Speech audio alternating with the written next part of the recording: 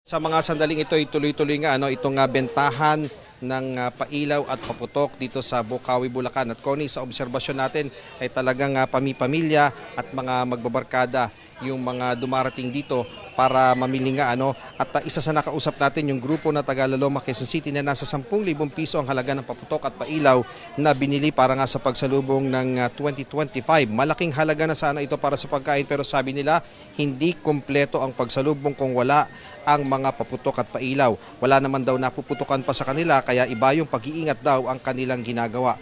Ayon kay Paul Cunanan ng MD Guzman Fireworks, inaasahang mas malaki ang kita nilang mga fireworks dealer dahil nga sa dagsa ng mga tao kumpara sa nakalipas na taon.